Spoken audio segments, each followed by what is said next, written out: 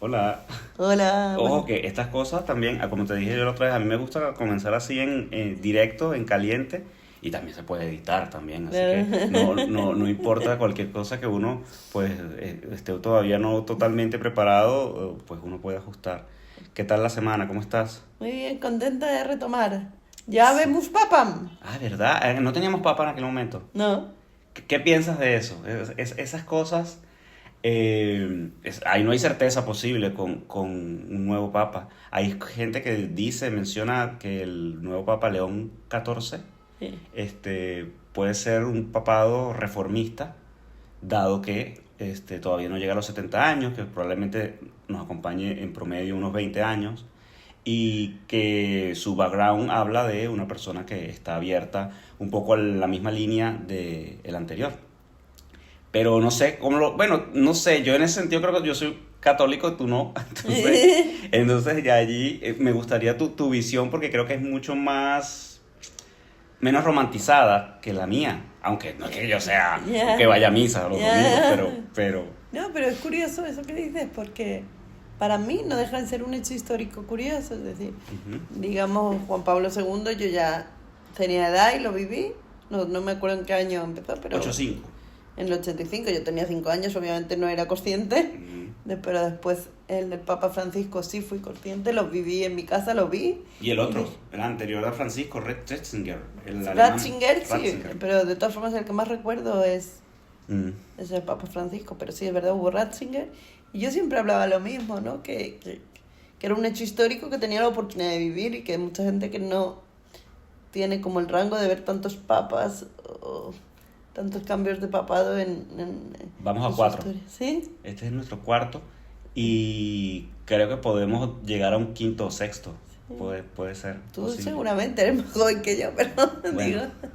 Pero eso sí, como ceremonia y ujú, como parte de una cultura, ¿no? Me llama la atención, incluso toda la discusión que ha habido sobre un candidato a papa, porque no sé decir si era obispo o qué era, que le había prohibido entrar ah, sí, lo escuché. Que a entrar al cónclave. al cónclave, no me salía Ujú, la palabra, al sí, cónclave le había prohibido entrar el Papa Francisco y que lo que dice un papa es palabra santa. palabra santa y que no se puede tocar. Entonces, bueno, para una persona ajena a la religión, esas son cosas como poco curiosas y que te das cuenta que están como muy imbuidas en nuestra cultura y muy, ¿no? Sí, Lo de palabra santa, ¿cuántas veces nos lo dicen, no? sí. Que lo que dice un padre era palabra santa, cosas así.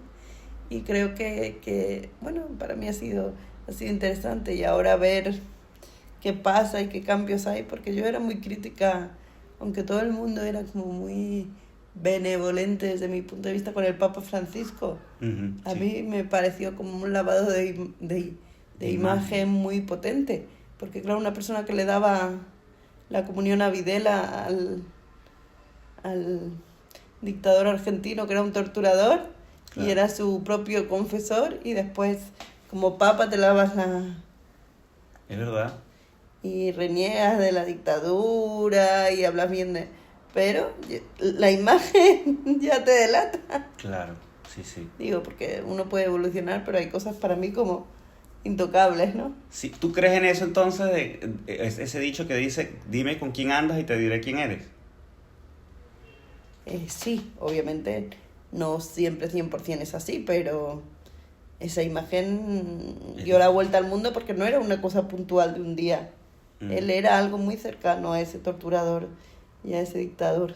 Que es, si no estoy mal, es en el que se basa también aquella película donde daría lo del juicio, ¿no? Lo del Sí, 85, sí, sí, Argentina sí. 1985. Sí, Estamos hablando de ese presidente entre finales de los 70 en Argentina, que era un régimen dictatorial y por el cual pues muchos argentinos pues desaparecieron, fallecieron, huyeron mm. de la Argentina a otros países de Sudamérica, principalmente a Venezuela en Entonces tenía parte una y a España. relación, Jorge Bergoglio, que entonces era Jorge Bergoglio, tenía una relación muy estrecha con el dictador. Entonces son cosas que... Claro. Es verdad, de eso poco se habla, porque bueno, ya todos los intentos de reforma o la parte discursiva, más que reforma, porque ¿qué reforma dejó el Papa Francisco en este papado? Bueno, el día antes o 2 días antes de morir, le dio todo su dinero, toda su riqueza del Sí. papado para donarlo a las víctimas de acoso sexual. Pero un Imagínate. día antes de morir, porque se ve que antes no lo hubieran dejado hacerlo. Como Ya. le pasó a Juan 23, que lo mataron. Claro. Pues, esa historia no la conocía, la de Juan 23. Creo que Juan 23 igual es otro. O el del Juan Pablo I, que duró poco, ¿no? Como 24 horas, algo así. Sí. Terrible, ¿no? Esas cosas a través del tiempo y como tú dices, como un hecho histórico, nos dan una perspectiva y va uno también conociendo. No sé, ¿lograste ver por fin Cónclave, la película? No la he conseguido ver todavía, No la pero has podido ver. tengo ganas de verla, muchas ganas. Sí, bueno, es una película que se adentra, ¿no? a esa dinámica del cónclave, que fue en este caso fue rápido. Yo estaba leyendo, poco preparándome porque te bombardean demasiadas noticias y tú, bueno, ¿cuándo será que va a acabar esto?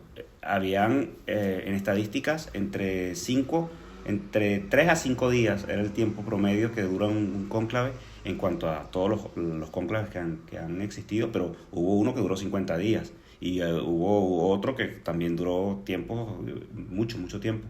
Pero debía eso resolverse entre ese tiempo, ¿no? Entre 3 a 5 días. Fíjate, en 2 días ya tuvieron Sí, de hecho fue sorpresivo que salió Fumata Negra 2 veces. Ujú, sí, siempre las otras veces ha sido más, 5 veces, Sí. 7 veces. Y claro, son esas reuniones de ellos constantes votando, ese trabajo de votación. Y creo que este papa es bastante, como que está bien con un lado y con el otro.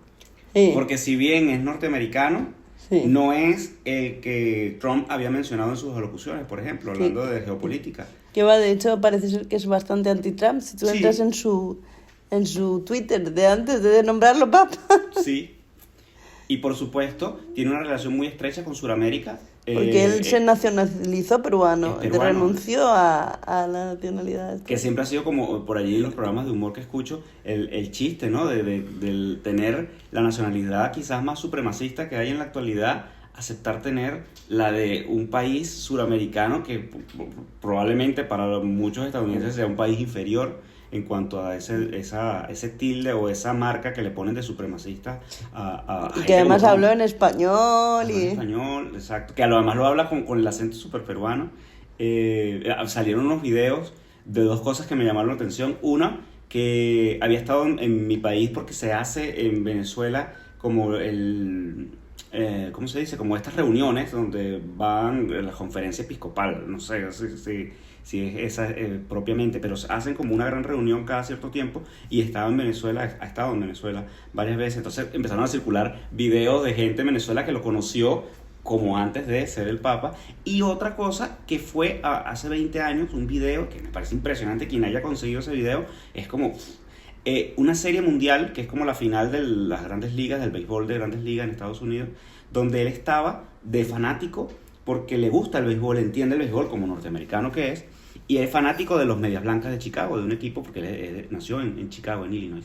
Entonces, claro, ya ahí empatizo un poco con él porque dice, mira, este hombre te puede hablar de fútbol porque vivió en Perú mucho tiempo, te puede hablar de deportes, de béisbol, es norteamericano, pero también tiene una nacionalidad y seguramente adora este país, a Perú.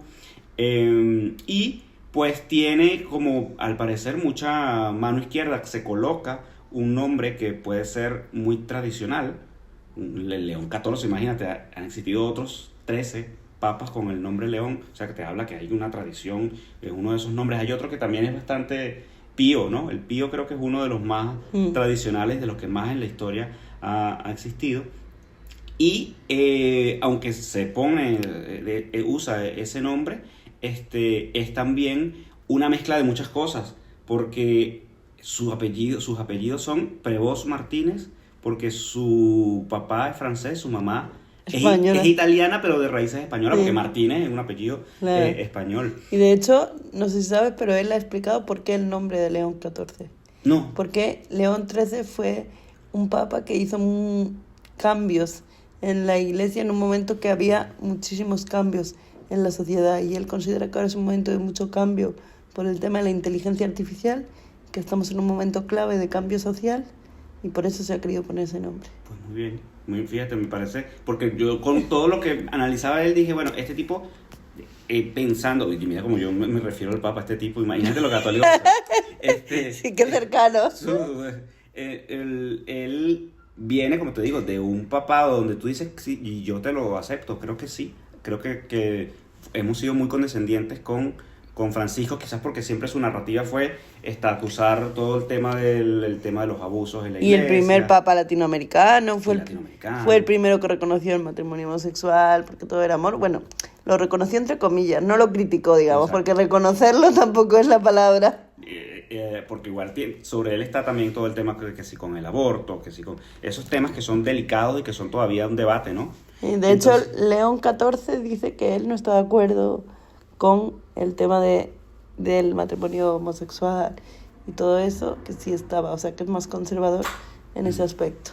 Sí. Y ha mostrado al colectivo su preocupación. Escuché unas declaraciones antes de que fuese papa, donde él decía que el tema del matrimonio igualitario, por ejemplo en África, iba a ser complicado. Era como que su mirada desde que, claro, ¿sabes? Era como, esto no tiene... Y en aquel continente va a ser más complicado. Sí. Entonces tú dices, bueno, ahí también hay allí una... Mirada supremacista. Sí, y tú, me acordaba mucho de ti, de cuando citaban estas cosas de su Twitter y eso, de... No sabes dónde puedes estar después. Hay que tener mucho cuidado, porque no falta que por ahí le saquen un Carla Sofía Gascón y vayan y le consigan cosas desde hace, no sé, 20 años, donde, no sé, se metía con los Yankees de Nueva York y los insultaba o los maldecía, qué sé yo, hablando de béisbol o de cualquier otra cosa. Hay que ser muy cuidadoso. Sí, sin duda, porque bueno, ahí están, esas declaraciones las sacan, obviamente revisando, vamos atrás y de dónde viene esta persona, buscando ese background, mucha gente investigando al momento, o sea, la página de Wikipedia de tener un resumen creció a una vida entera una vez que es nombrado papa.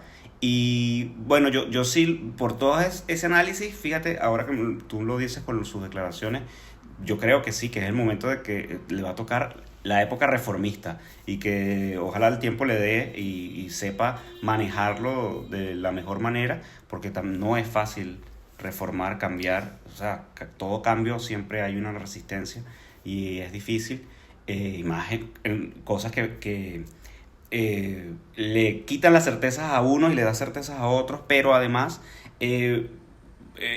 influye o hace influencia totalmente al mundo, porque no son decisiones que solo es para el Vaticano, para lo que es el pequeño país del Vaticano, sino que van a repercutir en toda la sociedad a nivel mundial.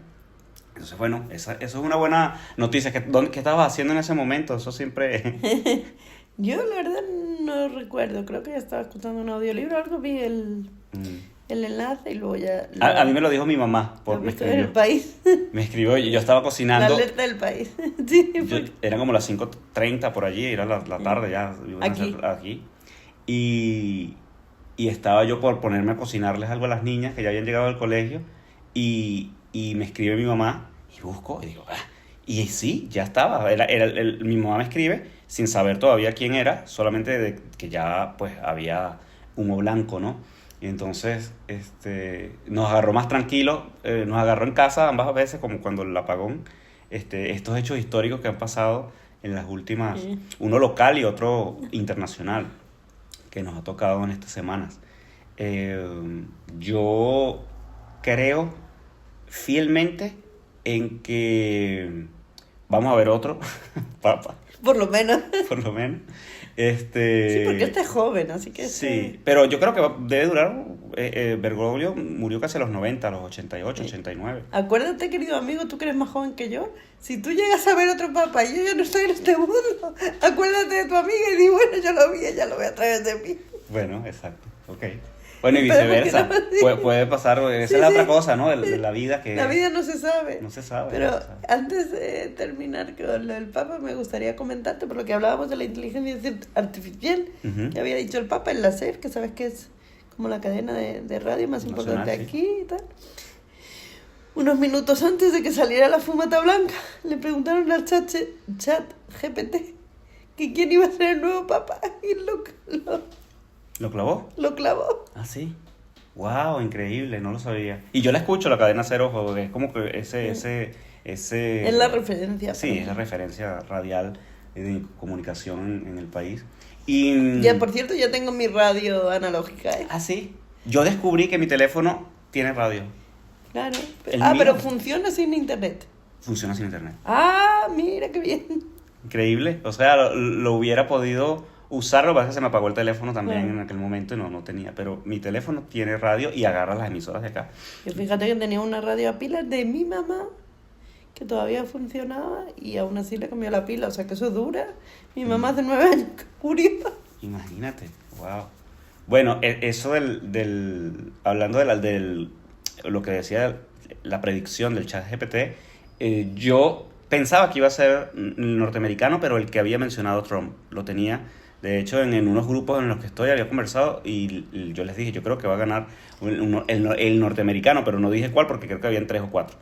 Y muy internamente yo hubiera querido el papa de africano o el papa asiático. Alguno de esos dos yo lo hubiera porque creo que es necesario creo que eso hace que todo se mueva mucho más rápido. Claro, pero creo que en este momento político ha sido algo estratégico que ha Sí. querido hacer la iglesia. Sí. Creo que no es casual, ¿eh? Ujú. Sí, sí, O sí. sea, quiero decir, es política dura, pura y dura, pero en este caso está como todo muy medido.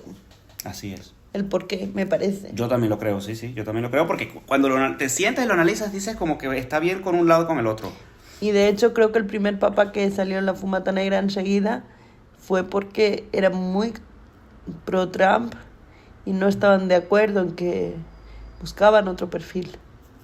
Bueno, igual es el primero estadounidense, porque tradicionalmente los papados, los que tienen el récord o el mayor número de papados son los italianos, porque bueno, de allí, y después le siguen a los italianos, a los españoles, que hay, Sí. españoles también, y después, bueno, es variadito, ¿no? Hemos pasado por Juan Pablo II era polaco, Ratzinger era alemán, Bergoglio era Que Ratzinger argentino. creo que fue el único que él renunció, ¿no? Sí, es el único que ha abdicado de cierta Sí. manera, ¿no? Ujú. Sí. Hay una película sobre eso donde actúa Anthony Hopkins y no me acuerdo cuál es el otro actor que aparece, que es un poco hablando sobre esas intimidades de esa abdicación del Papa. ¿Cómo se llamaba Ratzinger? Benedicto Benedicto XVI. Benedicto XVI. Que fíjate, entonces Benedicto es otro tradicional. 16 Benedictos han existido a lo largo del... Pero fíjate que nos sale Ratzinger. Es curioso. Sí. Con el Papa Francisco no nos sale. No, sí. Pero Francisco fue además Francisco I. Sí. Francisco I, imagínate, sí, primera vez, ¿verdad? El Papa Francisco. Quizá también en eso él hizo su narrativa, hizo su storytelling, como dicen hoy Claro, en yo, día, ¿no? por ejemplo, esto lo tengo más interiorizado, lo del primero, ¿no? Más en el ámbito de los reyes de España, por ejemplo. Nuestro rey Felipe VI, Juan Carlos I, Leonor, si llega, será Leonor I. Ujú. Bueno, no sé si quieres entrar por allí ahorita que lo tocas, porque me parece un tema interesante y que a mí yo no lo, ¿sabes? Lo de Leonor es porque es la hija mayor del actual rey. Sí. Y cuando tú dices, no sé si me estoy metiendo, puedes responder o no, Sí, solo sí. podemos cortar después. No, sí puede, no hay problema. Tú dices si llega o no. ¿Tú crees que hay también un cambio próximo, una reforma en cuanto a la dinámica monárquica de España? Sinceramente no. ¿Hay un sentimiento? Sí. Claro. De cierta parte de la sociedad que creo que no es mayoritaria, pero que no llega como a romper eso. Porque en el fondo hay como una gran parte de la sociedad que eso lo siente como lo estable, lo que no cambia, Ujú. y perdona ciertas cosas. Sí. en esos estatus porque para eso estará arriba. O porque piensan, ay, a mí también me gustaría llegar. Claro. Hay una parte, sobre todo en la izquierda, más crítica, que es la que no entendemos.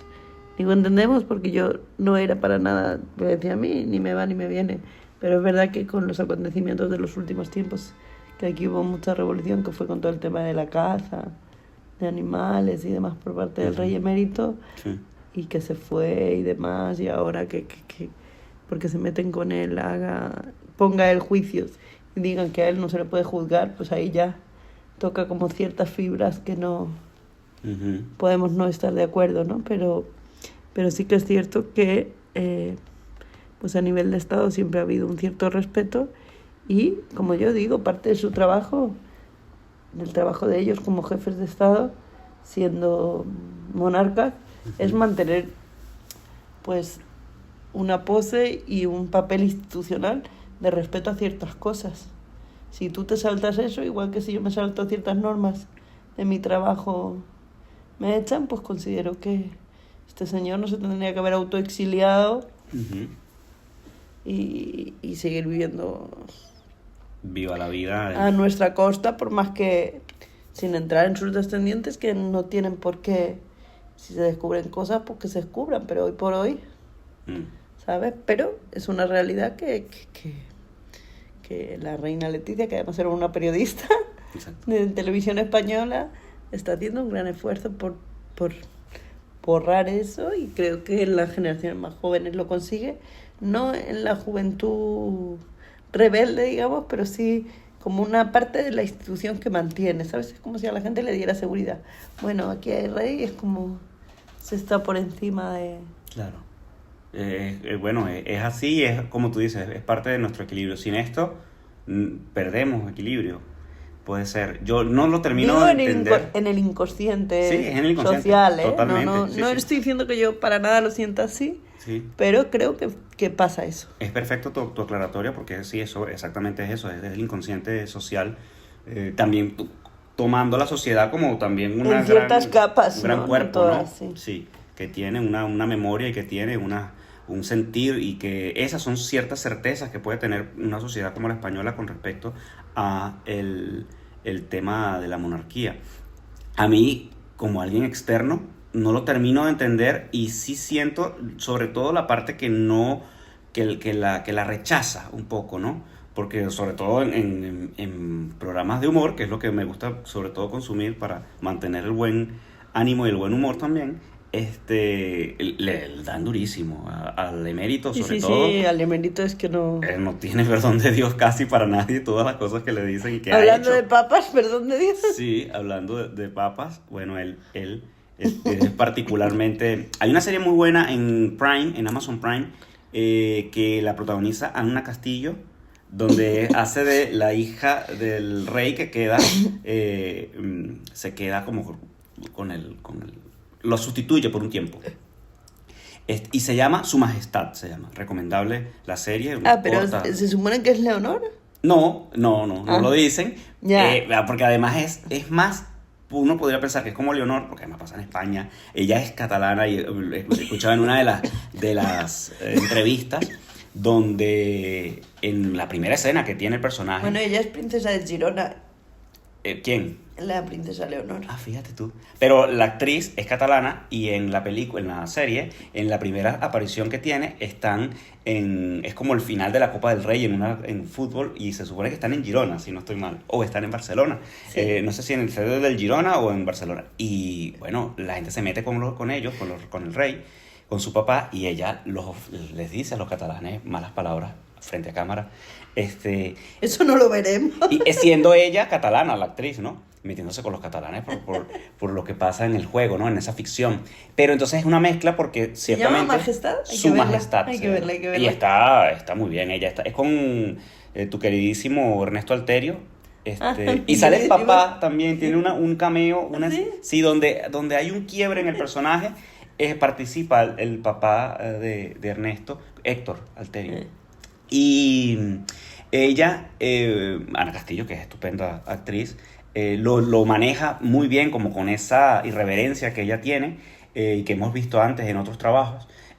Y compone un personaje que, si bien es una mujer y tú puedes pensar o reflejar sobre ella a Leonor, tiene una onda muy como este otro hijo de la corona actual, que es famoso porque es como el más joven y el que hace desastre.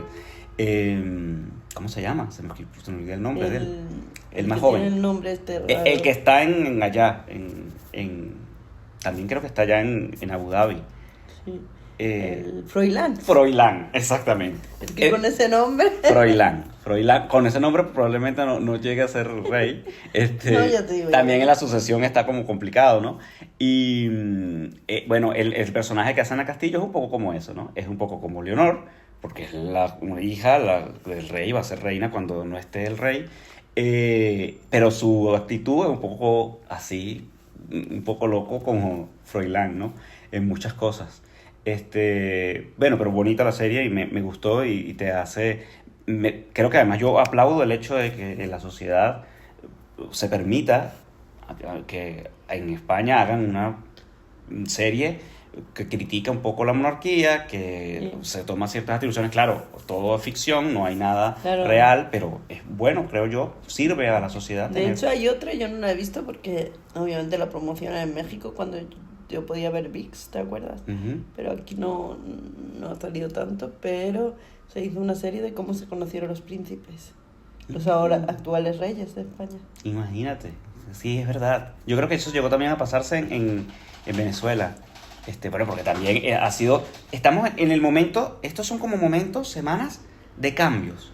Nadie va a olvidar el 28 de abril y el apagón del 28 de abril. Nadie va a olvidar a nivel astrológico dicen que estamos totalmente en un momento de cambio. Sí, pues sí.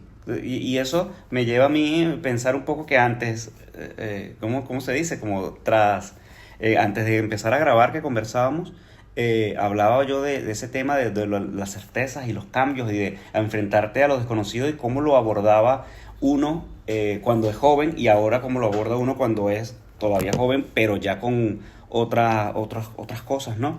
Y volvemos a mi amigo Ismael Serrano, El principio de incertidumbre. Sí. Él tiene un disco en directo que se llama El principio de incertidumbre porque él estudió físicas. Okay. No terminó y hay un principio. Se llama El principio de incertidumbre. Que es bueno. Una fórmula matemática. Una fórmula matemática.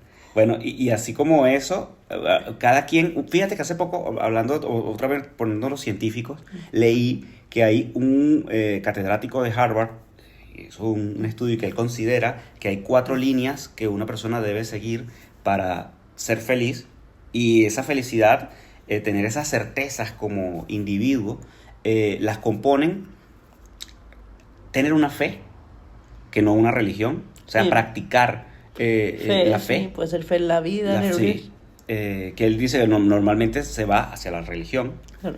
Tener buenos amigos que sean gente con la que... Los tenemos, ¿verdad? Los tenemos. Ser una persona dedicada a la familia, o sea, pensar en que la familia es importante. No habla de tener familia, de hacer o tener hijos, sino de los vínculos. De los vínculos, mira, reunamos cada cierto tiempo, sentémonos a hablar, sentémonos a comer, tener ese vínculo familiar.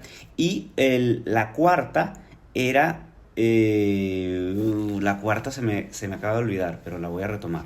Lo de los amigos, lo de la familia, lo de la fe y la cuarta, ¿cuál sería? ¿Cuál crees tú que sería la cuarta? No sé, yo diría que no creo que lo digan ahí, pero para mí es fundamental tener serenidad y para practicar la conexión con uno mismo. Bueno, eso podría entrar también dentro de la práctica de la fe. La cuarta es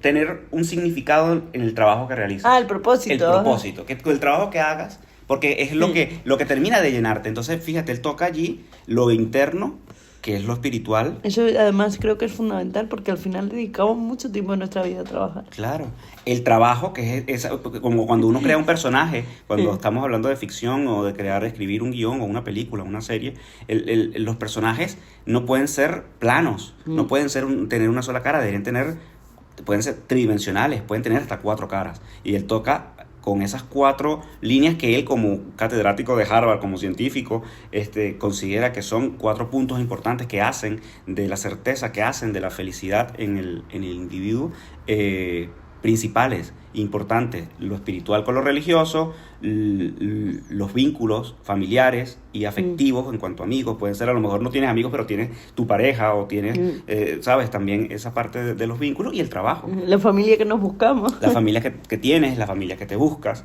Creo que allí están esas dos partes, ¿no? Lo de la parte familiar y la parte de los amigos, creo que juegan allí. Entonces, lo personal, lo externo a dos líneas y lo profesional para cerrar. Y aunque son cosas externas, eso externo unido a lo interno termina dándote felicidad para vivir tranquilo y para no...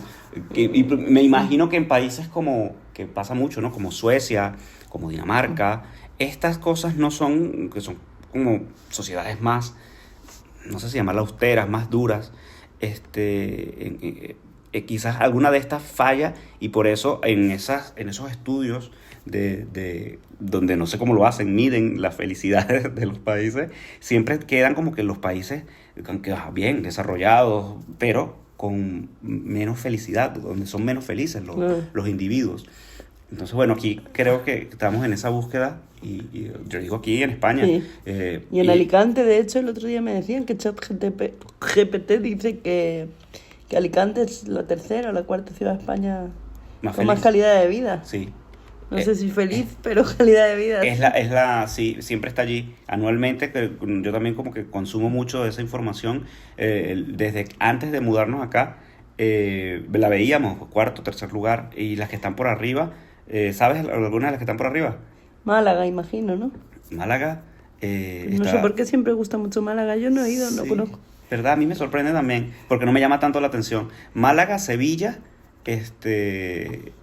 Sevilla, lo entiendo por los sevillanos, que es un carácter muy especial y me cuesta entenderlo por el nivel de calor. O sea, quiero decir, ahí sería feliz, pero fíjate hasta qué punto es que la gente, incluso con el aire acondicionado, por las noches sale a dormir afuera, porque incluso con el aire acondicionado necesitan poder respirar y no estar todo el tiempo con el aire acondicionado. Imagínate. De madrugada salen a la calle, se ponen las hamacas como en Latinoamérica en la puerta. Sí, o como sobre todo se ve las partes de las etnias indígenas que hay en nuestros países, usan todavía la hamaca y duermen así en la entrada, las guindan y así duermen, ¿no? Que hay lugares en esas selvas. Esa palabra siempre me ha hecho mucha gracia, la de guindar. Guindar. Nosotros le decimos colgar. Colgar. Además es mejor colgar. No, pero me gusta guindar, pero... Guindar. Bueno, que viene un poco quizás de la guinda. Sí, la guinda del pastel. Al pastel, no lo sé. Aquí decir la guinda del pastel es como... Has llegado ya a lo máximo, a la guinda del pastel. A la guinda del pastel. Pero por eso la guinda es algo arriba, ¿no? Sí. Entonces, bueno, por eso digo que epistemológicamente puede que venga de allí, ¿no? Del guindar, de la guinda. Bueno, creo que entre todas estos análisis y de la certeza que es la palabra. Pasamos? Sí, nos divertimos mucho, nos ayuda, a mí me ayuda mucho conversar, porque como nos ayuda a replantear ahí. Igual, tú y yo en lo cotidiano igual conversamos mucho. Sí, y quedarnos también después, cuando pasa la conversación, uno va pensando y yo luego lo escucho y digo, uy. A mí me cuesta escucharlo, lo escucho más por la parte técnica, para cuando lo estoy editando, pero después no lo vuelvo a escuchar. Lo escucho allí, sobre todo como por hacer lo que llaman el Q, la calidad, la prueba de calidad, de que todo esté bien y que se pueda montar y que se escuche correctamente. Pero eso, lo disfruto cuando lo escucho allí, no se me hace, ¿sabes? Ya superé, había una época donde a mí no me gustaba escucharme, ya ahorita la escucho y voy bien, o sea, no es que me encanta escucharme, pero lo tolero más que antes, y entonces uno va cambiando, el tiempo va pasando y estamos en una época de cambios y que lo estamos viendo, todo nos los dice. O sea, desde que haya internamente, localmente, un apagón hasta que estemos hablando de un momento donde hay un nuevo pontífice en cuanto a una de las religiones más grandes del mundo, de las más importantes. Y sigue la vida pasando y seguimos cambiando. y qué nos deparará el futuro no lo sabemos con certeza. Seguramente, mira, estoy hoy con lo de la inteligencia artificial porque me impactó lo del Papa, porque se había puesto el nombre y que lo había preguntado la SER justo antes, y también seguramente por el artículo que saldrá mañana de mi columna que se llama Espejo, porque lo he hecho sobre, ya lo veréis publicado, pero se llama 1984. Okay. ¿Sabes por qué, no? Por el libro de George Orwell. Ah, por el libro, claro. Y acaba llamándose 2025 porque la semana pasada descubrí en redes un proyecto espectacular, como no, en Japón, que muchas cafeterías ya no te sirven personas, te sirven robots. Pero son robots con forma de robots y todo, pero que puedes interactuar porque los manejan personas con gran discapacidad que están encamadas. Wow. Y que la única manera que tienen oportunidad de tener posibilidad de trabajar es a través de los robots. Y entonces ellos mueven los robots, piden lo que les sirven a través de... y interactúan con los clientes a través de la voz del robot. Increíble. Qué maravilla, entonces, ¿no? Claro, es lo que decíamos, ¿no? Siempre se dice que van a quitar puestos de trabajo, pero también son oportunidades nuevas de posibilidades de trabajo para grupos de gente que uno no podía ni imaginar. Claro. Y que bien por esa sociedad, siempre como tú dices. Japón es como a la vanguardia de los cambios en la actualidad también, ¿no? Además es como el sitio de moda ahora, cuando hablas con todo el mundo quiere ir a Japón. Mi hija quiere ir a Japón. Yo podrá imaginar. No preguntes por qué. Bueno, ahora cuando te hagas multimillonario con tu película, si te haces multimillonario, llevas a tu familia y me llevas a mí en la maleta. Perfecto, claro que sí. Viajaremos, eso vendrá. Bueno. Cuéntanos ahora tu viaje. Yo, bueno, ¿qué te puedo contar? Nada, vamos a presentar una película en el Festival de Cannes. Es la segunda vez que voy y es la primera vez que presento una película. Mucha emoción, ¿no? La presento... No, me la reservo siempre para el después, porque más que emoción, a mí siempre lo que me genera son un poco las dudas de, oye, porque hay mucha cosa técnica que uno no maneja y entonces uno está muy acostumbrado quizás a llevar el control de las cosas, y cuando no tienes el control, entonces tienes que saber trabajar eso porque te puede afectar. Entonces, para que no me afecte, yo lo vivo desde la ecuanimidad, desde la calma. Eres muy persona muy calmada. Hasta llegar allí, y cuando ya todo salga, sé que volveré a estar...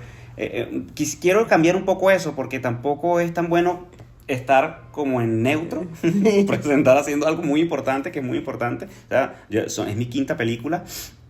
De 6 que he hecho, hay otra que está por terminarse, en las próximas semanas también va a estar lista, pero no llego a tiempo para el festival.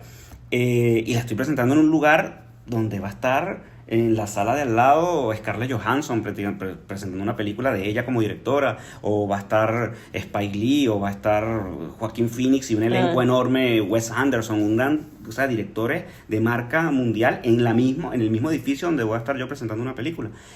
Claro, ellos compitiendo y yo mostrándola dentro de la parte de mercado y de industria, buscando que pueda entrar a otros festivales, buscando que pueda entrar a plataformas, que se conozca, que pueda entrar a otros mercados en cuanto a cine, porque obviamente el mercado que tiene asegurado es el que yo manejo del cine y de los cines en Venezuela.